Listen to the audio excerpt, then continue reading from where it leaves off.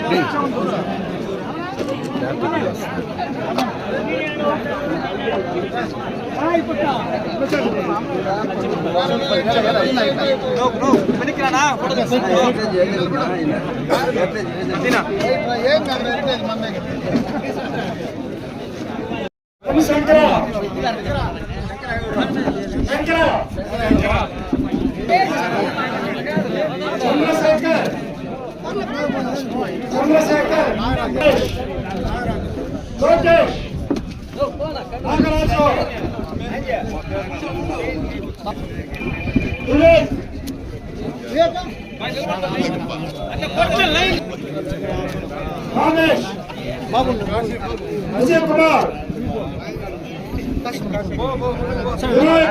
కాసిం రాజేంద్ర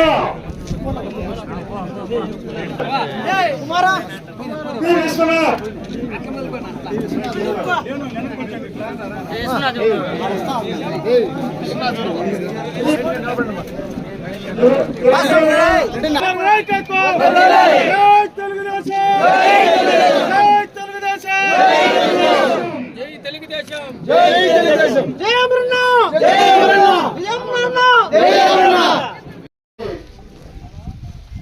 వేదిక పైన ఉన్నటువంటి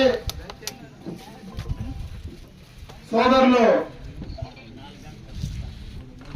మాజీ మండల ప్రజా పరిషత్ అధ్యక్షులు, ఈ ప్రాంతంలో వారి కుటుంబం కూడా సుపరిచితులు. గతంలో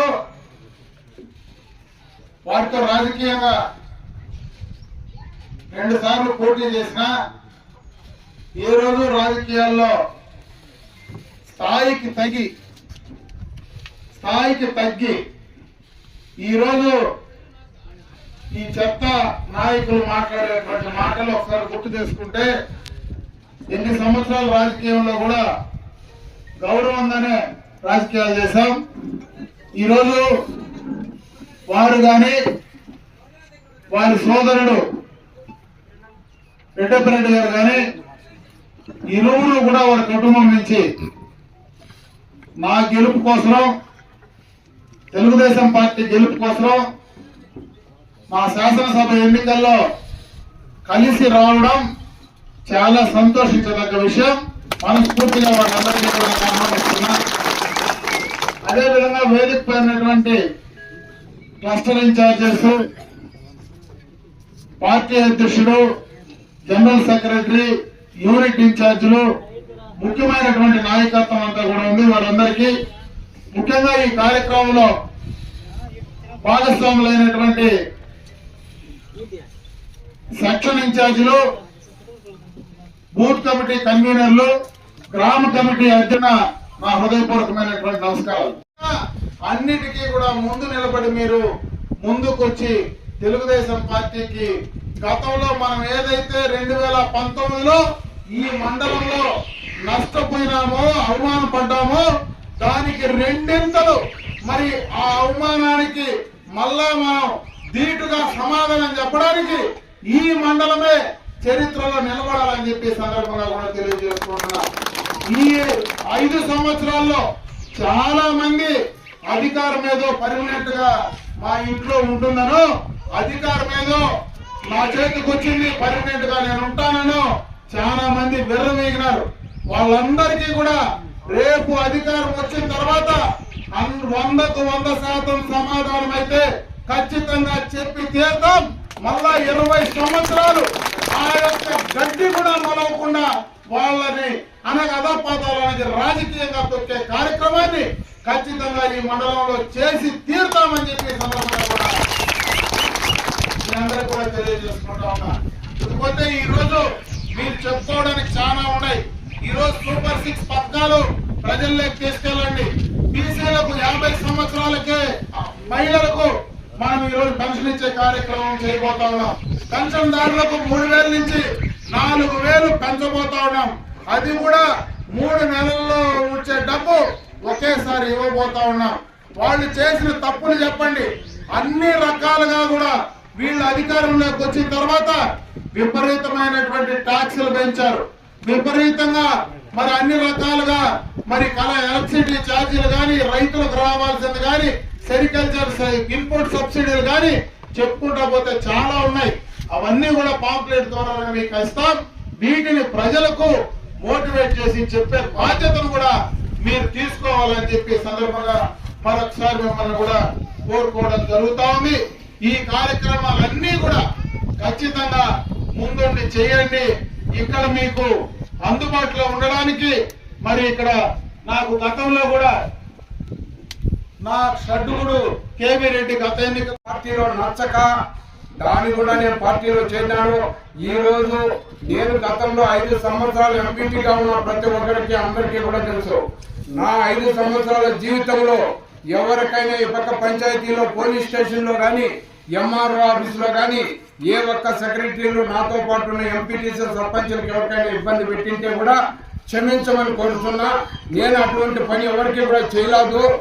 ఏదన్నా ఉంటే కూడా ఎస్ఐతో ఫోన్ చేస్తే కూడా అదేదో వాళ్ళు ఏదో చూసి పంపించండి సార్, ఏదో కాంప్రమైజ్ చేసి పాపం ఏదో చిన్న గలాట పెట్టినారు అని చెప్పినాను తప్ప ఈ రోజు అటువంటి పరిస్థితి కాదు.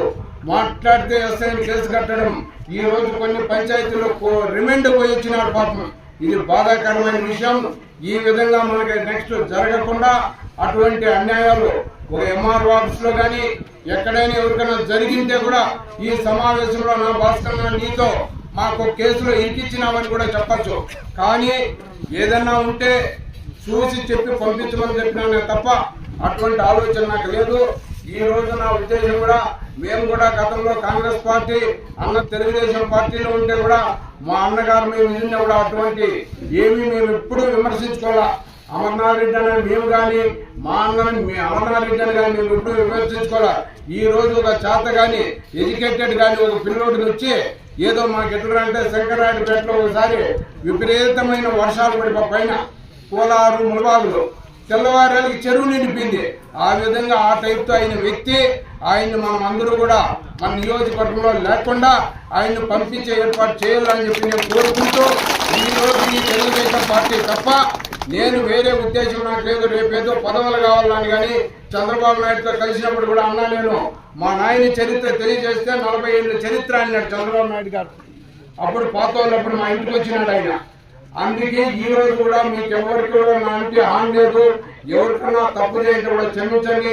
మనం ఏం చేయాలంటే మన పెద్ద పయ్యాన్ని మనలో గొప్ప కుటుంబం రామకృష్ణారెడ్డి అన్న కానీ, ఇటు మా తండ్రి ఓపురెడ్డి గారు కానీ, మా 2 కుటుంబాలు ఉంటేనా కాబట్టి ఎవరో కొత్త మంది ఉంటే కూడా వాళ్ళని వదిలేసి అందరూ కూడా మీ రాయలపేట పంచాయతీలో ఏ పంచాయతీలో ఎంత మెజార్టీ వస్తుంది నేను చూపించాలని చెప్పి నేను కోరుకుంటూ నేను ఆత్మశుద్ధిగా భగవంతుని మీద ఆవును పెట్టి చెప్తాడా అమర్నాథ్ రెడ్డి మంచి మెజార్టీతో ఇక్కడ గెలిపేవాళ్ళని కోరుకుంటా ఉన్నాను తప్ప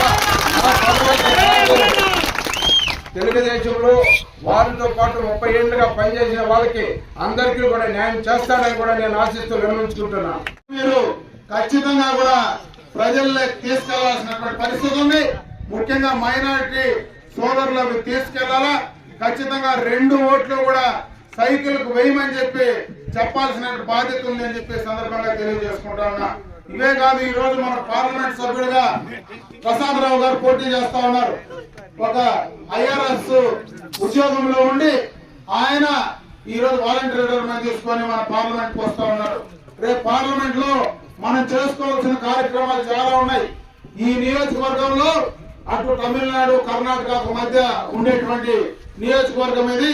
అటు రెండు రాష్ట్రాలకు, రెండు రాష్ట్ర రాజధానులకు దగ్గరగా ఉండేటువంటి నియోజకవర్గం ఇది. ఈ రోజు ఈ నియోజకవర్గంలోనే ఎక్స్ప్రెస్ వే కూడా పోతా ఉంది. రాబోయే కాలంలో ఈ ప్రాంతంలో మనకు పెట్టుబడులు కానీ కేంద్రం నుంచి రావాల్సినటువంటివి మాట్లాడి తెచ్చుకోవాలంటే ఖచ్చితంగా ఒక మాట్లాడగలిగినటువంటి పార్లమెంట్ సభ్యుడు ఉండాలి. గత ఎన్నికల్లో ఒక పార్లమెంట్ సభ్యుడికి ఓట్లు వేసినాం. ఎక్కడున్నాడో తెలియదు, ఎట్లుంటాడో తెలియదు, ఎప్పుడు వస్తాడో తెలియదు, యాటీఎంలో కుమ్మూరులో ఉంటాడో తెలియదు. కుమ్మూరు కాదు ఆయన ఓట్లేసింది. మనం చిత్తూరు పార్లమెంట్ ఓటేస్తే ఆడు కూర్చొని నేరుగా కుప్పానికి పోయి చంద్రబాబు నాయుడు మీద తిట్టేసి మళ్ళా 4 రోజుల నుంచి చక్కగా ఊరికి వెళ్ళిపోయేవాడు. ఏ పని ఈ రోజు దాకా ఈ నియోజకవర్గంలో మాట్లాడినటువంటి దాఖలాలు లేవు. కాబట్టి అటువంటి ఆయనకు ఓట్లేస్తే ఉపయోగం లేదు. ఖచ్చితంగా చదువుకున్నటువంటి వ్యక్తికి ఓటు వేయాలా, ఖచ్చితంగా 2 ఓట్లు సైకిల్ వేయాలని చెప్పి తెలియజేసుకుంటున్నా.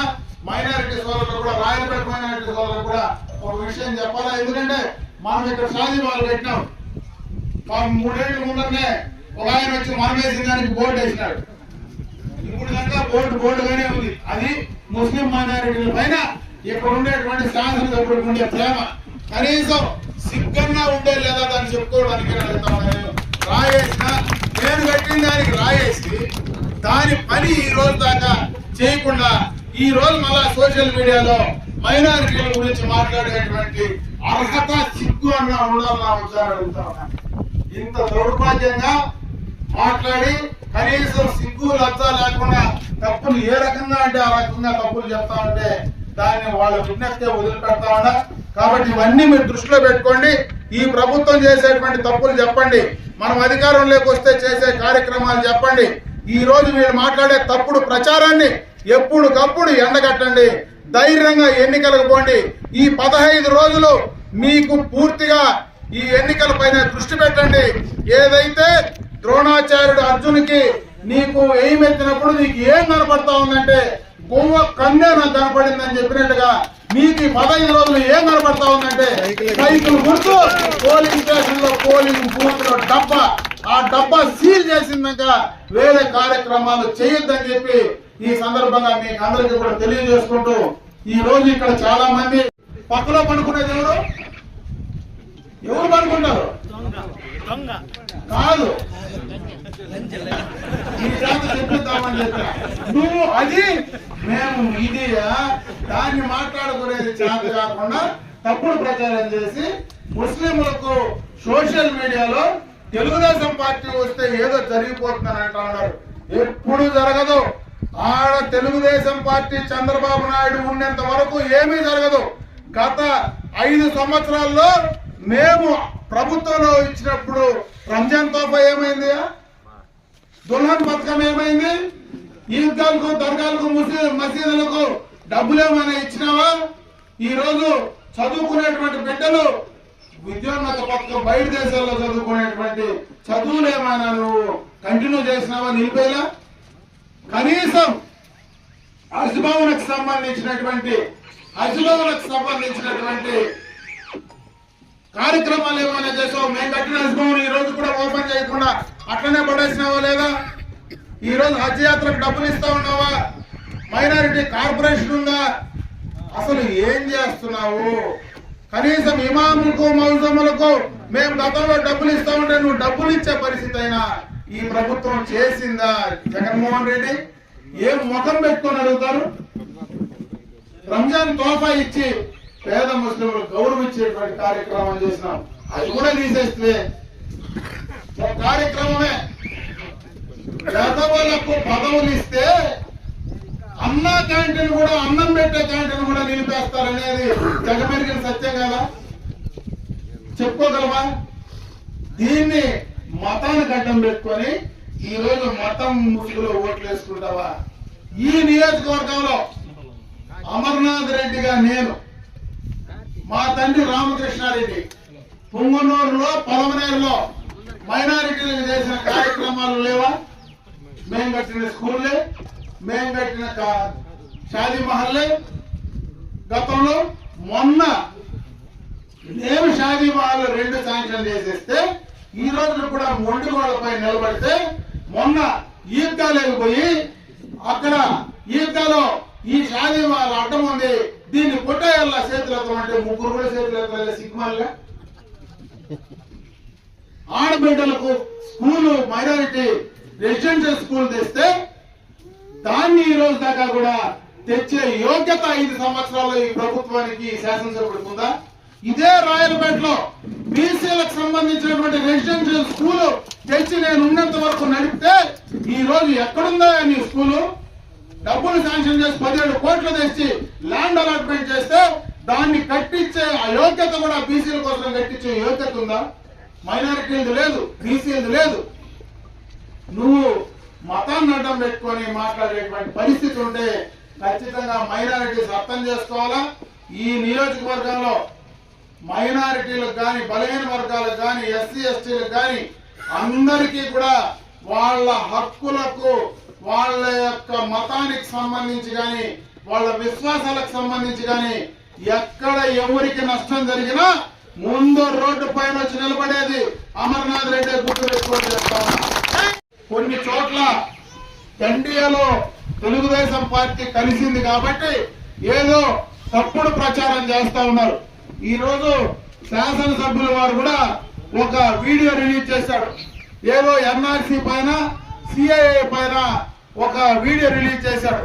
నేను అడుగుతా ఉన్నా, అయ్యా మొన్న ఎన్ఆర్సీకి సిఐఏకి వాళ్ళు అక్కడ పార్లమెంట్ లో బిల్లు పెట్టినప్పుడు 22 మంది పార్లమెంట్ సభ్యులు ఓటేసింది ఎవరో చెప్పగలవా అని అడుగుతా ఉన్నా. ఎవరు ఓటేశారు?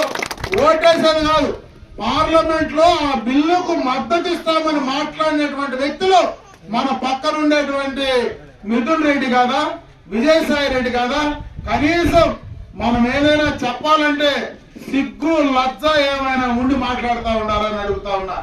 ఈ రోజు ముస్లిం సోదరులు నేను అడుగుతా ఉన్నా, ఇదే ఎన్ఆర్సీ సిఏఏ బిల్లు పైన పలమనేరులో మీరు ధర్నా చేస్తే, నిరసనలు చేస్తే, నేను అందుబాటులో లేకపోతే నా భార్య నేరుగా రోడ్డుపైకి వచ్చి నిలబడి మూవన్నెల జెండా పట్టుకొని మాట్లాడిన మాటలు ఆ రోజు ఈ శాసనసభ్యుడు ఎక్కడున్నావో చెప్పగలవా అని అడుగుతా ఉన్నా. సిఏఏ బిల్ పైన ఎద్దుల సంత వీధి ముందర ఆ క్లాస్ లో ఒక పెద్ద సమావేశం పెట్టి నిరసన చేస్తే ఆ రోజు షాజహాన్ బాషా, నేను, గఫూరు ముగ్గురు వచ్చి వేదిక పైన 15 రోజులు వాళ్ళు దానిపైన పోరాడితే ఆ రోజు మీరు ఏమి సమాధానం ఇచ్చినారో ఈ రోజు మళ్ళా సిగ్గు లేకుండా ఎన్ఆర్సీసీ బిల్లు బట్టి ముస్లింలను మభ్యపెట్టేటువంటి కార్యక్రమం చేస్తారని అడుగుతా ఉన్నా. ఎస్, మేము 1999లోనే ఎన్డీఏతో కలిసి ఆ రోజు ఉన్నాం. ఆ రోజు ఎన్డీఏలో కలిసి ఉంటే గోద్రా అల్లర్లు జరిగిన రోజు మోడీ పైన తిరగబడి మాట్లాడిన ఏకైక ముఖ్యమంత్రి చంద్రబాబు నాయుడు అవునా కాదా అని అడుగుతా ఉన్నా. దీనికి సమాధానం చెప్పగలరా వాళ్ళు అడుగుతా ఉన్నా. ఆ రోజు ముస్లింలకు మొట్టమొదటగా షాదిమాలు కట్టింది తెలుగుదేశం, మొట్టమొదటగా హజ్ భవన్లు కట్టింది తెలుగుదేశం, విద్యోన్నత పథకాలు ఇచ్చింది తెలుగుదేశం, ఉర్దూ స్కూళ్లు కట్టించింది తెలుగుదేశం, అన్ని చేసింది తెలుగుదేశం పార్టీ అవునా కాదా? ఆ రోజు ఎక్కడైనా ముస్లింలకు హిందువులకు మత ఘర్షణలు జరిగినాయా?